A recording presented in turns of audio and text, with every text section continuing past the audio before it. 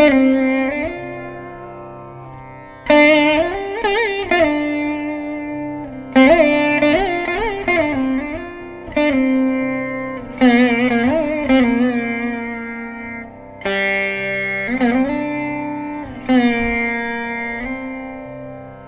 ನಮೋ ಭಗವತೆ ವಾಸುದೇವಾಯ.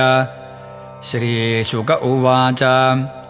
ಯತಿರ್ಯಯಾತಿಃ ಸಂಯಾತಿರಾಯತಿರ್ವಿಯತಿಃ ಕೃತಿಃ ಷಡಿಮೇನ ಹುಷಸ್ಯಾಸನ್ನಿಂದ್ರಿಯಾಣೀವ ದೇಹಿನಃ. ರಾಜ್ಯನ್ನೈಚ್ಛದ್ಯತಿಃ ಪಿತ್ರಾ ದತ್ತಂ ತತ್ಪರಿಣಾಮವಿದ್. ಯತ್ರ ಪ್ರವಿಷ್ಟಃ ಪುರುಷಾತ್ಮಾನನ್ನಾವಬುಧ್ಯತೆ. ಪಿತರಿಭ್ರಂಶಿತೆ ಸ್ಥಾನಾದಿಂದ್ರಾಣ್ಯಾಧರ್ಷಣಾದ್ವಿಜೈಃ. ಪ್ರಾಪಿತೆ ಜಗರತ್ವಂ ವೈ ಯಯಾತಿರಭವನ್ ನೃಪಃ.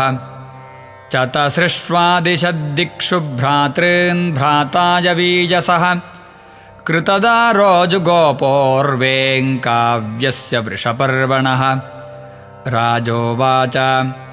ಬ್ರಹ್ಮರ್ಷಿರ್ಭಗವಾನ್ ಕಾವ್ಯಃ ಕ್ಷತ್ರಬಂಧುಶ್ಚ ನಾಹುಷಃ. ರಾಜನ್ಯವಿಪ್ರಯೋಃ ಕಸ್ಮಾದ್ವಿವಾಹಃ प्रतिलोमकः. ಶ್ರೀಶುಕ ಉವಾಚ. ಏಕದಾ ದಾನವೇಂದ್ರಸ್ಯ ಶರ್ಮಿಷ್ಠಾ ನಾಮ ಕನ್ಯಕಾ. ಸಖೀ ಸಹಸ್ರಸಂಯುಕ್ತಾ ಗುರುಪುತ್ರ್ಯಾ ಚ ಭಾಮಿನಿ. ದೇವಯಾನ್ಯಾಪುರೋದ್ಯಾನೆ ಪುಷ್ಪಿತದ್ರುಮಸಂಕುಲೆ. ವ್ಯಚರತ್ಕಲಗೀತಾಲಿನಲಿನಿ ಪುಲಿನೇ ಬಲಾ. ತಾ ಜಲಾಶಯಮಾಸಾದ್ಯ ಕನ್ಯಾಃ ಕಮಲಲೋಚನಾಃ. ತೀರೇऽನ್ಯಸ್ಯ ದುಕೂಲಾನಿ ವಿಜಹೃಃ ಸಿಂಚತೇರ್ಮಿಧಃ. ವೀಕ್ಷ್ಯ ವ್ರಜಂತಂ ಗಿರಿಶಂ ಸಹ ದೇವ್ಯಾ ವೃಷಸ್ಥಿತಂ. ಸಹಸೋತ್ತೀರ್ಯ ವಾಸಾಂಸಿ ಪರ್ಯಧುರ್ವ್ರೀಡಿತಾಸ್ತ್ರಿಯಃ. ಶರ್ಮಿಷ್ಠಾ ಜಾನತಿ ವಾಸೋ ಗುರುಪುತ್ರ್ಯಾಃ ಸಮವ್ಯಯತ್. ಸ್ವೀಯಂ ಮತ್ವಾ ಪ್ರಕುಪಿತಾ ದೇವಯಾನೀದಮಬ್ರವೀತ್. ಅಹೋ ನಿರೀಕ್ಷ್ಯತಾಮಸ್ಯಾದಾಸ್ಯಾಃ ಕರ್ಮ ಹ್ಯಸಾಂಪ್ರತಂ. ಅಸ್ಮದ್ಧಾರ್ಯನ್ ಧೃತವತಿ ಶುನೀವ ಹವಿರಧ್ವರೆ. ಯೈರಿದಂ ತಪಸಾ ಸೃಷ್ಟಂ ಮುಖಂ ಪುಂಸಃ ಪರಸ್ಯ ಯೇ. ಧಾರ್ಯತೆ ಯೈರಿಹ ಜ್ಯೋತಿಃ ಶಿವಃ ಪಂಥಾಶ್ಚ ದರ್ಶಿತಃ. ಯಾನ್ ವಂದಂತ್ಯುಪತಿಷ್ಠನ್ತೆ ಲೋಕನಾಥಾಃ ಸುರೇಶ್ವರಾಃ. ಭಗವಾನಪಿ ವಿಶ್ವಾತ್ಮಾ ಪಾವನಃ ಶ್ರೀನಿಕೇತನಃ. ವಯಂ ತತ್ರಾಪಿ ಭೃಗವಃ ಶಿಷ್ಯೋಸ್ಯಾನಃ ಪಿತಾಸುರಃ. ಅಸ್ಮದ್ಧಾರ್ಯನ್ ಧೃತವತಿ ಶೂದ್ರೋ ವೇದಮಿವಾಸತಿ. ಏವಂ ಶಪಂತೇಂ ಶರ್ಮಿಷ್ಠಾ ಗುರುಪುತ್ರೀಮಭಾಷತ. ವೃಷಾಶ್ವಸಂತ್ಯುರಂಗೀವ ಧರ್ಷಿತಾದಷ್ಟದಚ್ಛದಾ. ಆತ್ಮವೃತ್ತಮವಿಜ್ಞಾಯ ಕಥಸೆ ಬಹು ಭಿಕ್ಷುಕಿ.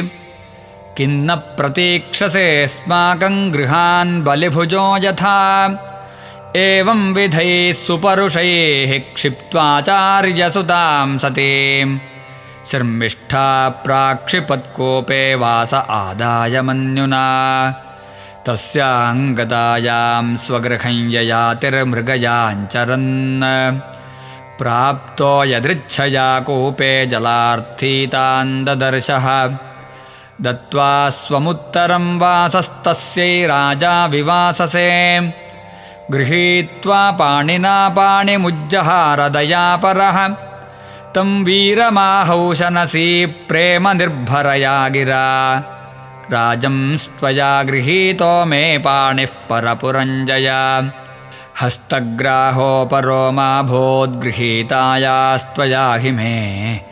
ಏಷ ಈಶಕೃತೋ ವೀರಸಂಬಂಧೋ ನೌನ ಪೌರುಷಃ. ಯದಿದಂ ಕೂಪಲಗ್ನಾಯ ಭವತೋ ದರ್ಶನಂ ಮಮ. ನ ಬ್ರಾಹ್ಮಣೋ ಮೇ ಭವಿತಾ ಹಸ್ತಗ್ರಾಹೋ ಮಹಾಭುಜ. ಕಚಸ್ಯ ಬಾರ್ಹಸ್ಪತ್ಯಸ್ಯ ಶಾಪಾದ್ಯಮಶಪಂ ಪುರಾ. ಯಜಾತಿರನಭಿಪ್ರೇತಂ ದೈವೋಪಹೃತಮಾತ್ಮನಃ. ಮನಸ್ತು ತದ್ಗತಂ ಬುದ್ಧ್ವಾ ಪ್ರತಿಜಗ್ರಾಹ ತದ್ವಚಃ. ಗತೆ ರಾಜನಿಸಾ ವೀರೆ ತತ್ರ ಸ್ಮ ರುದತಿ ಪಿತುಃ.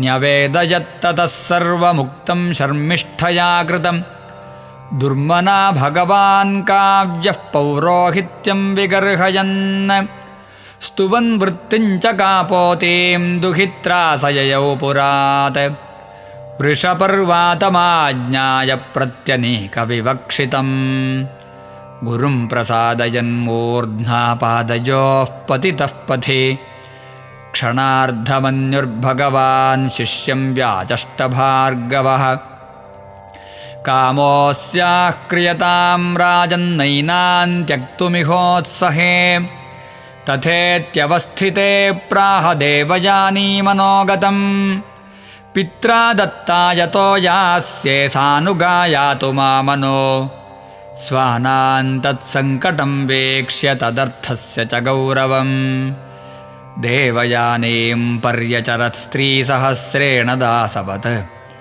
नाहुषाय सुतान् दत्त्वा सह शर्मिष्ठयोशना तमाह राजन् शर्मिष्ठामाधास्तल्पेन कर्हिचित् विलोक्यौशनसीं राजन् शर्मिष्ठा सप्रजां क्वचित् तमेव वव्रेरहसि सख्याः पतिमृतौ सती राजपुत्र्यार्थितोपत्ये धर्मं चावेक्ष्य धर्मवित् स्मरन् शुक्रवचः काले दिष्टमेवाभ्यपद्यत यदुञ्चतुर्वसुञ्चैव देवयानी व्यजायत द्रुह्युञ्चानुञ्च पूरुञ्च शर्मिष्ठा वार्षपर्वणि गर्भसम्भवमासुर्या भर्तुर्विज्ञायमानिनी देवयानी पितुर्गेहं ययौ क्रोधविमूर्च्छिता प्रियामनुगतः कामी वचोभिरुपमन्त्रयन्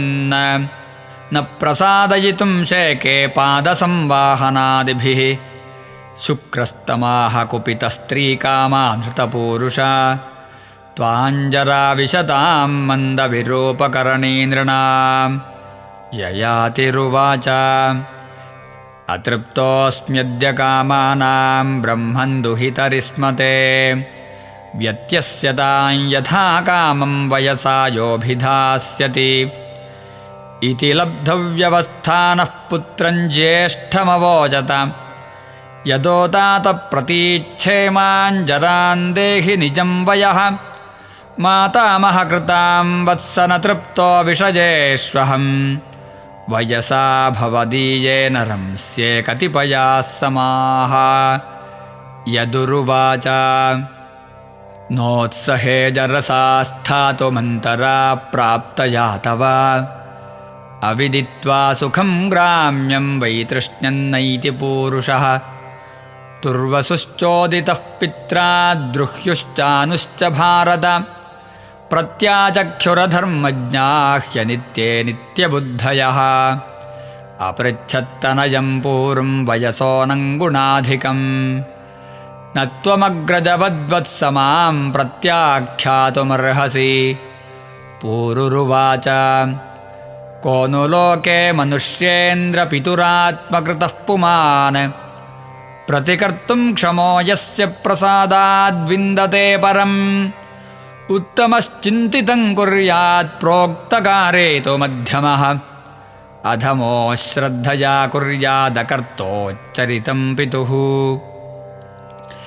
इति प्रमुदितः पूर्वः प्रत्यगृह्णाज्जरां पितुः सोऽपि तद्वयसा कामान् यथावज्जुजुषे नृप सप्तद्वीपपतिः सम्यक् पितृवत् पालयन् प्रजाः यथोपजोषं विषयान् जुजुषे व्याहतेन्द्रियः देवयान्यप्यनुदिनं मनोवाग्देहवस्तुभिः प्रेयसः परमां प्रीतिमुवाह प्रेयसीरहः अयजद्यज्ञपुरुषं क्रतुभिर्भूरि दक्षिणैः सर्वदेवमयं देवं सर्ववेदमयं हरिं यस्मिन्निदं विरचितं व्योम्नीव जलदावलिः नानेव भाति नाभाति स्वप्नमायामनोरथः तमेव हृदि विन्यस्य वासुदेवं गुहाशयं नारायणमणीयां सन्निराशीरयजत्प्रभुम्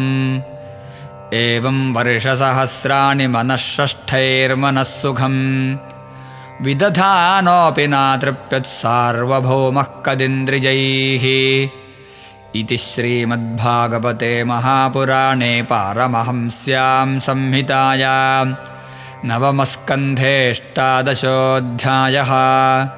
सर्वत्र गोविन्दनामसङ्कीर्तनम्। गोविन्द गोविन्द।